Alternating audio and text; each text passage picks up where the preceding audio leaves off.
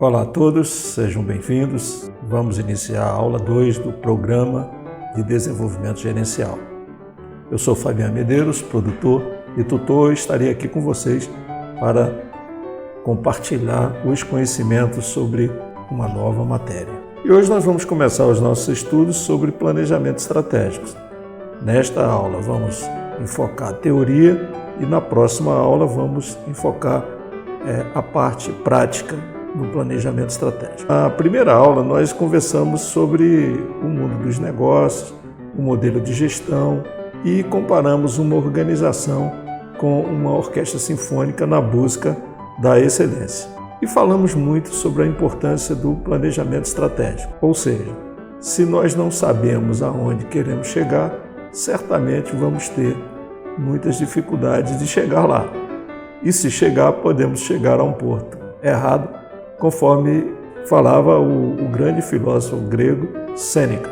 Eu queria lembrar que o PDG tem como objetivo desenvolver as competências de gerência e liderança nos comandantes, nas comandantes e nos interessados por esta atividade profissional para a busca de um clima organizacional positivo e resultados crescentes e sustentáveis. Eu também gostaria de lembrar a vocês a importância do caderno de apoio. Sempre que a gente anota quando está estudando, a possibilidade de armazenamento do conhecimento se torna maior. E quem está dizendo isso não sou eu, são os antigos estudiosos na área de educação. Portanto, use seu caderno de apoio analógico ou digital. E vamos começar fazendo uma retrospectiva histórica para compor uma boa base de conhecimento sobre planejamento estratégico. Meus amigos e amigas, até o final de 1780, prevalecia muito a produção industrial artesanal. Queremos lembrar que nós estávamos simplesmente saindo da Idade Média, um período da história que se focava muito no mundo agrícola.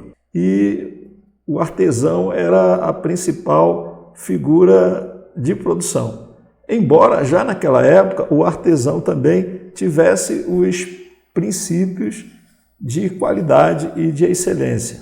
De 1780 a 1914, começa a substituição das ferramentas dos artesãos por máquinas e grande migração das populações das áreas agrícolas para as cidades em grande escala. Quem é que não lembra daqueles filmes antigos sobre a Inglaterra? De 1914 a 1945 surgem muitas novidades, como os bancos, as instituições financeiras e, por volta da Segunda Guerra Mundial, os primeiros computadores com o início do ciclo de TI, de tecnologia da informação. Nós nunca podemos esquecer, quando estamos falando de planejamento estratégico, que o planejamento estratégico é muito afetado pelas questões sociais, pelas questões políticas e pelas questões econômicas. Então, por exemplo, aqui em 1917 surge a Grande Revolução Russa, 18 a Primeira Guerra Mundial, 1945 a Segunda Guerra Mundial. A partir dos anos 79 e 80 surgem as preocupações das organizações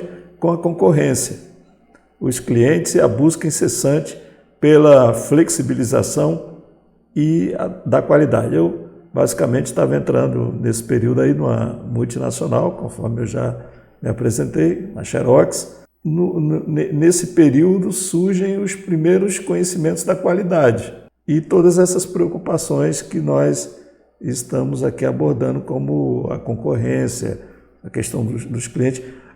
Basta a gente lembrar, meus amigos e amigas, que até esse período o marketing era meio que empurrar produtos e serviços para o cliente, e a partir daí se inverte esse processo, Quer dizer, toda uma preocupação com o cliente. Quais são as demandas dos clientes? De 1990 a 2000 surge a globalização da economia, ou seja, os países se abrem para o comércio internacional e há uma grande associação do TI, da tecnologia da informação, com a tecnologia da comunicação, onde tudo ocorre muito rápido e há uma explosão da concorrência, principalmente com a questão do comércio eletrônico, que é mais recente, mas a origem é aí já nos anos 2000.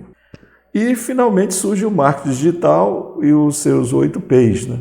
A partir de 2010. E finalmente o mundo digital se espalha por todos os cantos, com a internet, sobretudo, o comércio eletrônico, influenciando os negócios em todo o mundo.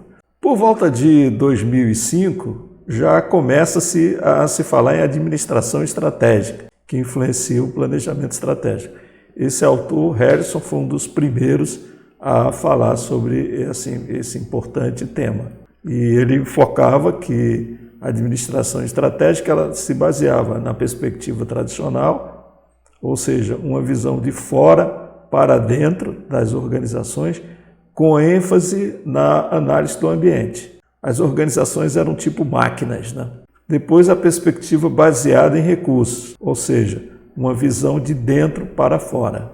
São as organizações tipo inovadoras. E depois a perspectiva dos públicos interessados, ou seja, as estratégias adaptadas tendem às evidências de que as organizações podem desenvolver seu planejamento com visões que seguem as proposições.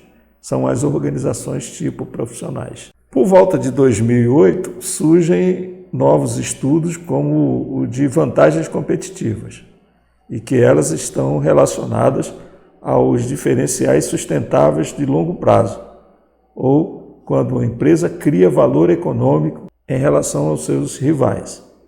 Esses dois estudiosos aqui, o Burney e o Hester, 2008, são os precursores desses estudos. Por volta de 1995, esse grande cara aqui, o Mike Porter, lança o modelo das 5 forças. O Mike Porter era um grande engenheiro e olhou para o mercado e viu que as empresas elas se organizavam mais ou menos assim, como esse diagrama aqui, né?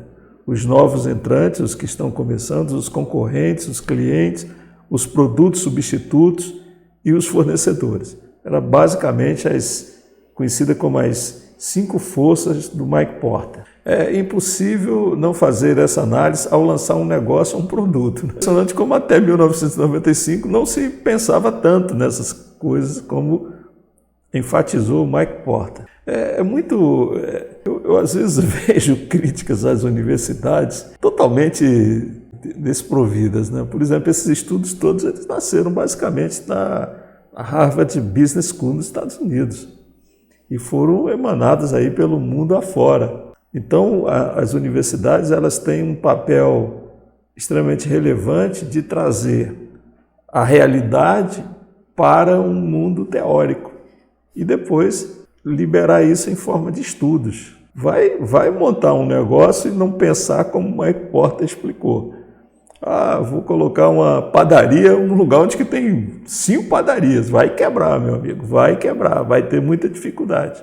A matriz SWOT também foi muito usada pela Harvard Business School. O que essa matriz nos ensina até hoje? Eu acabei de participar agora de um planejamento estratégico de uma organização e uma das coisas que nós pensamos lá foi exatamente a matriz SWOT. O que faz a matriz SWOT? Analisa as forças, as fraquezas, as oportunidades e as ameaças de uma organização frente ao cenário. O planejamento estratégico teve pelo menos 10 escolas, mas a mais influente é a escola do design. E ela segue uma perspectiva de uma visão de fora para dentro. Ou seja, o planejamento ele tem que ser feito a partir de cenários externos, comparando-se com os cenários internos também. E essa escola confronta as oportunidades e ameaças do ambiente externo, levando em consideração os fatores-chave de sucesso do negócio, sobretudo as competências essenciais, muito conhecida como core business. E aqui já aparece um dos maiores pensadores da atualidade, que é o Henry Mintzberg. Esses pensadores da escola de design já falando de competências. Eu tenho ou não tenho competências? Qual é a sua competência, empresa? E também a escola do design pensava que a formação da estratégia é um processo de pensamento consciente e controlado, deliberado, cujo modelo deve ser simples e informal. Há um grande pensador, o Ram Charan, que ele diz que a maioria dos planejamentos estratégicos, eles vão para a gaveta, ou seja, não são implementados exatamente por falta de simplicidade e de excesso de formalismo. E também na escola de design diz que a responsabilidade pelo processo de planejamento estratégico é do principal executivo da empresa, do CEO. As estratégias devem ser visíveis e resultam de um processo criativo e construídas sobre competência. Começa-se a bater muito nessa questão das competências. E a estratégia deve sair do processo de concepção e se encerrar com o poder de decisão. Esse aqui é um modelo da escola de design de como fazer o planejamento. Isso aqui está atualizadíssimo, tá? Agora mesmo nesse trabalho que nós fizemos, isso foi usado como modelo com avaliação externa, com análise do cenário externo, avaliação interna, forças, as ameaças e oportunidades, as forças e fraquezas, os fatores-chave de sucesso, as estratégias, os objetivos estratégicos, os valores, a visão, a missão e a implementação da estratégia. Esse aqui é um modelo básico de planejamento estratégico da escola de design, sempre utilizando a matriz SWOT. Então essa escola, ela se fixou nos objetivos formais, ela formalizou o processo em fases sequenciais. A outra escola, que mais importante, depois da design, é a escola de posicionamento. Ela foi muito influenciada por um momento econômico americano e enfatizou a importância da estratégia para os negócios, ao mesmo tempo em que acrescentou substâncias analíticas ao processo.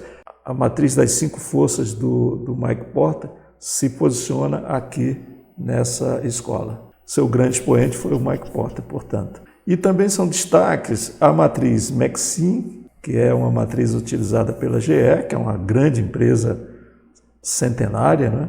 E a matriz BCG, que nós vamos ver agora, Boston Consulting Group. Essa aqui é a matriz da GE, McKinsey. Nessa matriz, basicamente, você define os produtos e qual o impacto deles, extremamente estratégicos, de alta, high, né? Ou de baixo valor. E aí, a partir dessa definição, você vai deixando de produzir determinados produtos. Já nessa outra matriz aqui, que é a matriz Boston Consulting Group, você estuda os produtos na seguinte perspectiva. Os produtos estrela são aqueles que trazem muita rentabilidade, muito sucesso para as empresas. A vaca leiteira, que são os produtos que pagam as contas. Os produtos abacaxis, os produtos em questionamento, ou seja, que você tem eles muito positivos, mas eles também apresentam tendências de abacaxi. Então, essa é uma coisa muito legal da gente entender, que no planejamento estratégico, você, de certa maneira, tem que olhar os produtos ou os serviços, né, à luz dessas matrizes. E aqui também uma coisa muito interessante, que é muito estudada em planejamento estratégico, que é o ciclo de vida de um produto, ou ciclo de vida de uma empresa. Porque tem a introdução, crescimento, aí vem a turbulência competitiva, a maturidade, o declínio, e aí você tem que ter estratégias para evitar o declínio. Quem é muito forte nisso é a Coca-Cola, né? Eu me lembro que a Coca-Cola, quando surgiu esse movimento light no mundo inteiro, né, da preocupação com a saúde e tal, a Coca-Cola estava em declínio e eles montaram uma estratégia e lançaram então a Coca Zero, a Coca Light e outros produtos também, como água mineral. Mesma coisa o McDonald's, né? O McDonald's tem feito grandes estratégias para não deixar o negócio cair, né?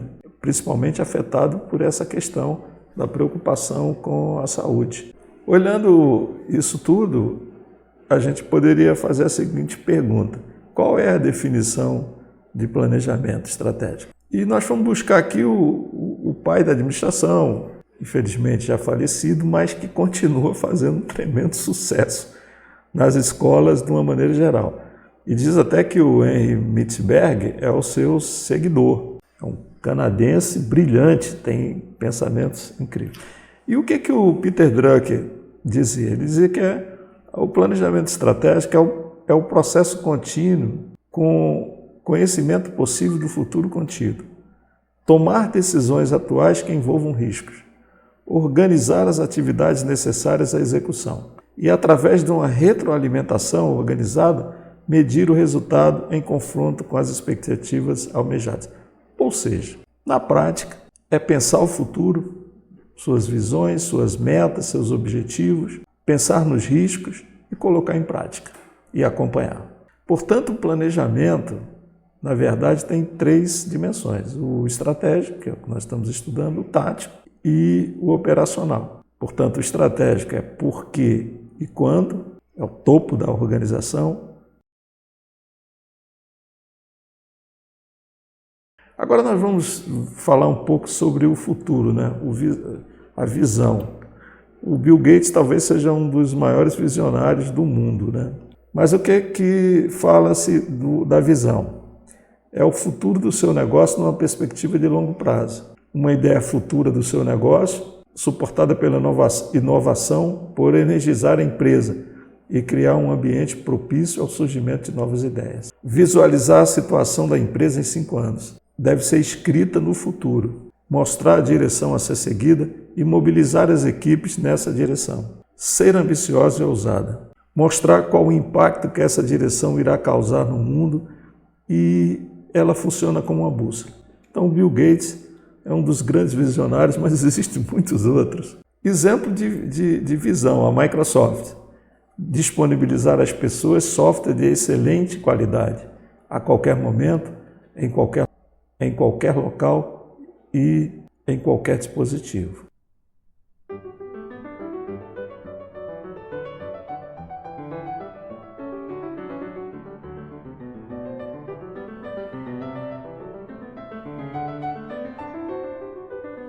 Quando eu fiz o meu primeiro curso de planejamento estratégico, eu aprendi que a visão ela tinha que ser dentro dessa dimensão toda que nós estudamos aqui, mas ela deveria ser olhada para o futuro e de uma forma muito simples, muito objetiva, que todos entendessem. É lá que nós vamos chegar e compartilhar com todo mundo, porque às vezes a gente vê muitas visões feitas em planejamento estratégico que ninguém sabe qual o futuro, para onde é que estamos indo. Está tudo muito bonito no papel. Agora, as pessoas sabem qual o futuro, para onde você está indo, para onde a empresa está indo. Se elas não sabem, elas não conseguem ajudar, elas não conseguem contribuir, não é verdade? Então, depois da visão, vem a missão. A missão é o propósito. Para que eu existo? Então, é importante definir isso também. Então, a Google, a missão da Google. Organizar a informação mundial para torná-la universalmente acessível e útil. A Microsoft, permitir às pessoas e empresas em todo o mundo a concretização do seu potencial. A Samsung.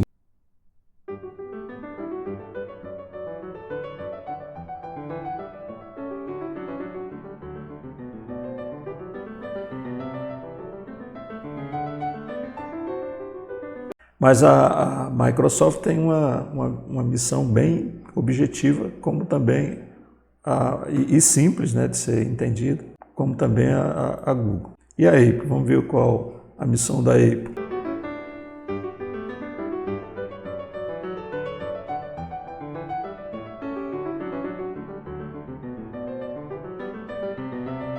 Outra coisa muito importante no planejamento estratégico é a definição dos valores. Os valores devem refletir os princípios éticos e morais, unindo o mundo empresarial e o pessoal.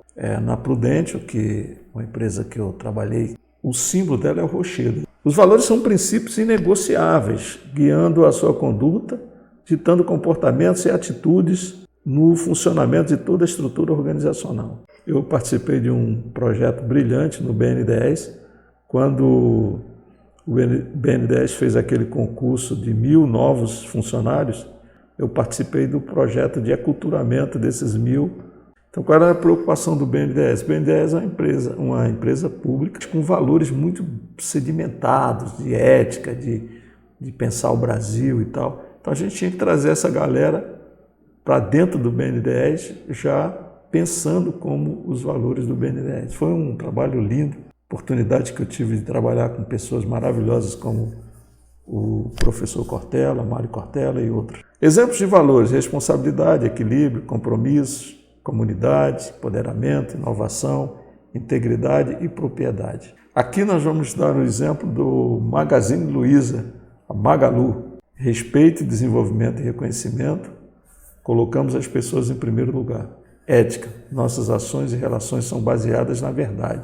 Integridade, honestidade, transparência, justiça e bem comum. Simplicidade e liberdade de expressão. Buscamos a simplicidade nas nossas relações e processos. Respeitamos as opiniões de todos e estamos abertos a ouvi-las, independente da posição que ocupam na empresa. Inovação e ousadia. Cultivamos o empreendedorismo na busca de fazer diferente por meio de iniciativas inovadoras e ousadas. Crença. Acreditamos em um ser supremo, independente de religião, bem como nas pessoas, na empresa e no nosso país. E a regra de ouro: faça aos outros o que gostaria que fizesse a você. Então, gente, a gente já deu uma boa estudada e agora, já terminando aqui a aula 2, nós vamos falar de estratégia. Kaplan e Norton, em 2002, enfatizaram que isso tinha a ver com opção, ou seja, é um momento de fazer uma escolha.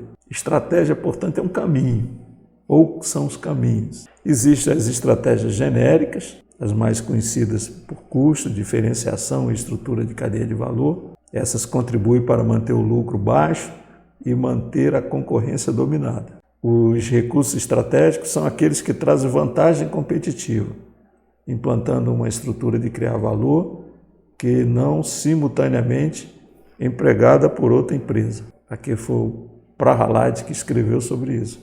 Ou seja, você tem o seu pulo do gato, não abre para ninguém. A gente poderia dizer aqui que o segredo do McDonald's, né, dos molhos do McDonald's, ninguém sabe. A Coca-Cola ninguém sabe. Outra estratégia é da estrutura organizacional positiva. Nós falamos logo no início sobre isso, na aula 1.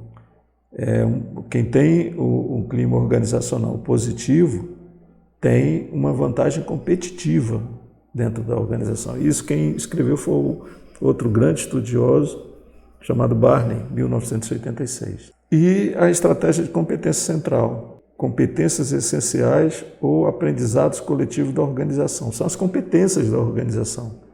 Conceitos desenvolvidos por Prahalad, também Hamel. São as core competências, ou seja, quais são as competências da empresa. Então, nesse mundo das estratégias, a gente ainda pode dizer que a estratégia é derivada da palavra grega estratego, que possuía a conotação militar na Grécia Antiga, comandante-chefe. Segundo Porter, Mike Porter, pode ser definida como ações ofensivas e defensivas que uma empresa compreende para enfrentar com sucesso as forças ambientais, visando criar uma posição defensável em seu setor de atuação e, assim, obter maior retorno sobre os seus investimentos. Então, são os caminhos, são as opções. E aqui o Porter fala de ações ofensivas e defensivas.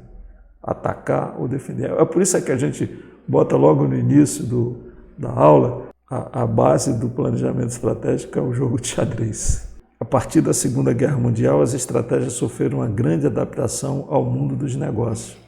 Até então, verdade seja dita, era muito voltada para o mundo militar, para o meio militar, para as guerras, para a dominação. E aí, a partir dos anos 60, entra firme com a questão dos negócios. E, de uma forma prática e objetiva, o que são as estratégias? É mapear as maneiras como eu posso atravessar um rio caudaloso, evitando os riscos inerentes. Então, se eu vou atravessar um rio caudaloso, com muitos jacarés e outras coisitas mais, eu tenho que estudar como vou fazer essa transição. Isso é que é estratégia. Outra coisa muito importante no planejamento estratégico é a definição de metas e objetivos, e os objetivos estratégicos e as metas.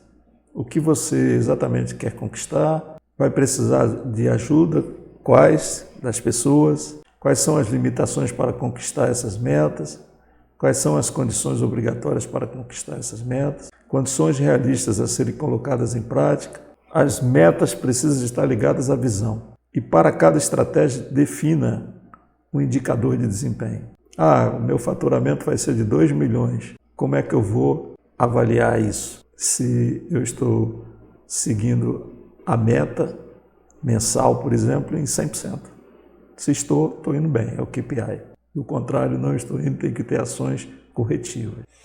Essas aqui são as principais estratégias do mundo empresarial. Liderança por custos, ou seja, sempre mantém os custos bem baixinhos. Aumentar valor para os clientes, atingir a excedência operacional. Desenvolvimento de novos produtos, sobrevivência, manutenção, crescimento e desenvolvimento. Foco em oportunidades, adaptações, diferenciação de produtos, diferenciação funcional, inovação e por aí afora vai. Aqui eu queria compartilhar já com vocês, terminando aqui a aula 2, essa parte toda de teoria do planejamento estratégico, uma metodologia, que é a metodologia do Terence, muito baseada na escola do design, que diz o seguinte, que a primeira coisa é estabelecimento da visão, da missão, dos valores, fazer uma análise externa, analisar internamente, fatores críticos de sucesso, aqui entra muito a matriz SWOT,